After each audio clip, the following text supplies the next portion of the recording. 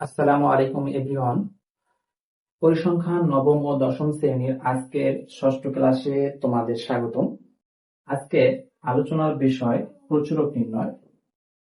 প্রচুরক নবম দশম শ্রেণীর একটি গুরুত্বপূর্ণ টপিক। প্রত্যেক বছরই বিভিন্ন বোর্ড পরীক্ষায় এটি এসে থাকে। প্রচুরক বেশিরভাগ ক্ষেত্রে ক নম্বরে আসে। তোমরা যারা আমার ক্লাসে আজকে নতুন, অবশ্যই চ্যানেলটিকে সাবস্ক্রাইব করবা আর একটি লাইক দিতে ভুলবে না। চলো কাজে যাওয়া যাক। প্রথমেই বলে রাখি, গড়, মধ্যক, পূর্ণরূপ এই অধ্যায়ের যে টপিকগুলো আমরা কাজ করলাম, এগুলোতে আমাদের সারণী নির্ণয় করতে হয়েছে, কিন্তু আমাদের প্রচুরক নির্ণয়ের ক্ষেত্রে সারণীর প্রয়োজন নেই। আমরা এই প্রশ্ন থেকে, উপাত্ত থেকে ডিরেক্ট প্রচুরকের কাজে যেতে পারি। তো আমরা প্রচুরকের সূত্রটি প্রথমে লিখি। প্রচুরক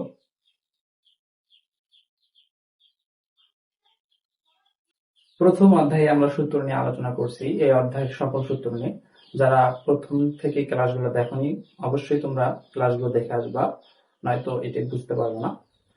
তো প্রচুরকের সূত্রটি হচ্ছে L প্লাস F1 ভাগ F1 যোগ F2 গুণন H। এটি হচ্ছে আমাদের প্রচুরকের সূত্র। আমরা সাইটে ডাটা করব, অর্থাৎ নোট করব। এখানে প্রথমে রয়েছে L। L কে আমরা কি বুঝি? L হচ্ছে যে শ্রেণীতে প্রচুরক অবস্থিত ওই শ্রেণীর নিম্ন সীমা। তো আমরা কিভাবে বুঝবো কোন শ্রেণীতে প্রচুরক অবস্থিত? দেখো, যেখানে সব থেকে বেশি গণসংখ্যা, অর্থাৎ যে শ্রেণীতে সব থেকে বেশি গণসংখ্যা ওই শ্রেণীতেই প্রচুরক অবস্থিত। আমরা একটু উপাত্তটা খেয়াল করি। দেখো, প্রথমে রয়েছে 4, 8, 10, 20, 12, 6। তাহলে এখানে সবগুলো গণসংখ্যার ভিতরে সব থেকে বড় যেটা, সেটা হচ্ছে 20, অর্থাৎ এই ঘরে আমাদের প্রচুরক অবস্থিত। এই ঘরের নিম্ন সীমা, অর্থাৎ এই ঘরে দুইটা সীমা আছে, একটা 60, 64। এই ঘরের নিম্ন সীমা হচ্ছে 60। তাহলে আমাদের এর মান হবে 60। এরপর রয়েছে F1। F1 তে আমরা কি বুঝি? F1 হচ্ছে, তোমরা যারা সূত্রগুলো এখনো মুখস্থ করো নাই, অবশ্যই সূত্র মুখস্থ করবে এবং সূত্রের ডাটাগুলো সব মুখস্থ করবে, কোনটার মান কি, নতুবা তোমরা এটা বুঝতে পারবে না। তা F1 হচ্ছে যে প্রচুরক শ্রেণী গণসংখ্যা মাইনাস পূর্ববর্তী শ্রেণীর গণসংখ্যা। কি বললাম? প্রচুরক শ্রেণীর গণসংখ্যা মাইনাস পূর্ববর্তী শ্রেণীর গণসংখ্যা। প্রচুরক শ্রেণী হচ্ছে এইটার গণসংখ্যা মাইনাস পূর্ববর্তী শ্রেণী, মানে এই শ্রেণীর গণসংখ্যা। তাহলে আমাদের 20 মাইনাস 10, তাহলে আমাদের F1 এর মান দাঁড়াবে 10। F2 তে আমরা বুঝি যে শ্রেণীতে প্রচুরক শ্রেণীর গণসংখ্যা মাইনাস পরবর্তী শ্রেণীর গণসংখ্যা, অর্থাৎ প্রচুরক শ্রেণী এইটা, তার পরবর্তী শ্রেণী এইটা। তাহলে আমাদের এখানে হবে 20 মাইনাস 12। এখানে আমাদের F2 এর মান দাঁড়াবে 8।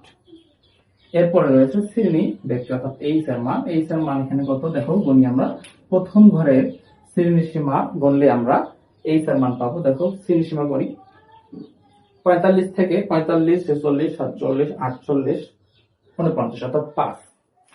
আমাদের H এর মান হচ্ছে 5। এখন প্রত্যেকটির মান আমরা বসায় দিই। L এর মান 60 যোগ F1 10 যোগ 8 গুণন 5। এখানে আমাদের প্রথমে আগে এটার ভাগের কাজটা করব।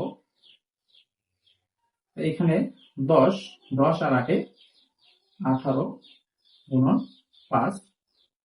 এরপরে আমরা দেখো 60 নামে নিয়ে আসবো, 60 যোগ ভাগের কাজটা করবো। 10 ভাগ 18 ভাগ দিলে হবে 0.5।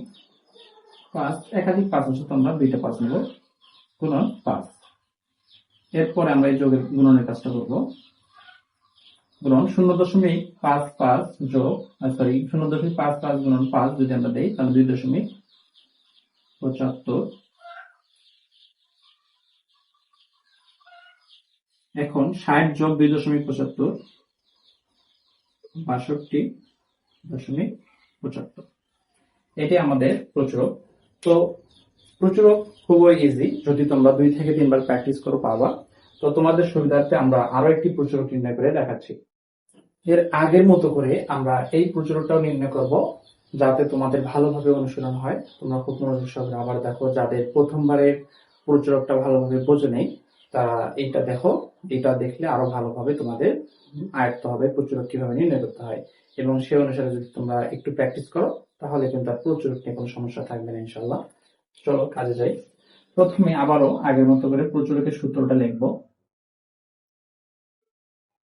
পূর্বের ক্লাসও বলছি, এই ক্লাসও বলতেছি, আমাদের প্রচুরক নির্ণয়ের ক্ষেত্রে কোনো সারণী তৈরি করতে হয় না, আমাদের প্রশ্ন থেকেই প্রচুরক নির্ণয় করতে পারবো।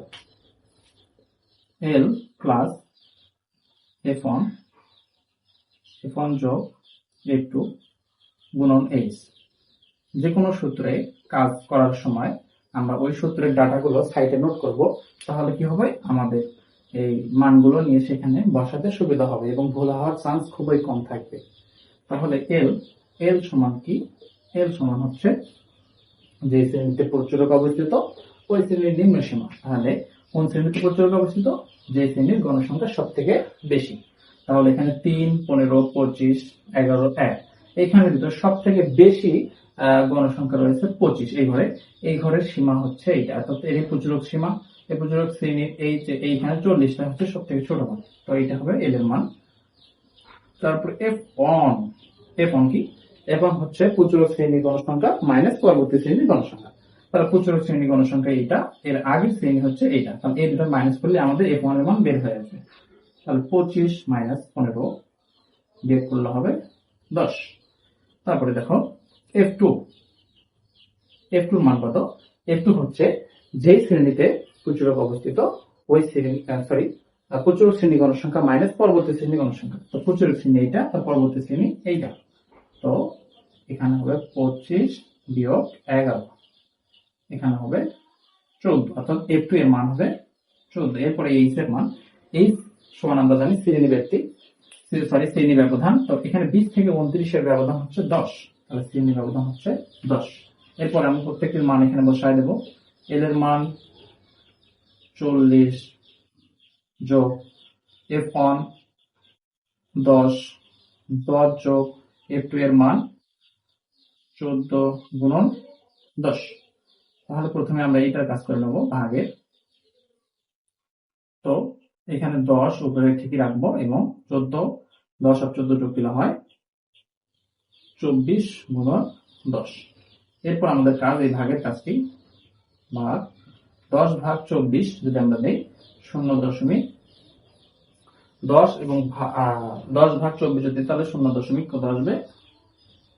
416 গুণন 10। এরপরে যদি আমরা 40 এর সাথে গুণন দিই 0.416 গুণ দিই, তাহলে আমাদের সাথে দাঁড়াবে 0.416 গুণন 10, তাহলে আসবে 4.16। এরপর 40 যোগ 4.16 যদি আমরা দিই তাহলে বেরোবে 44.16। তো যাদের প্রথমবারের প্রচুরকের সমস্যা ছিল, আশা করি তাদের এই প্রচুরক নির্ণয়ের মাধ্যমে সেই সমস্যাগুলো সমাধান হবে। তো এখনো তোমরা যারা আমার চ্যানেলটা সাবস্ক্রাইব করোনি, অবশ্যই চ্যানেলটিকে সাবস্ক্রাইব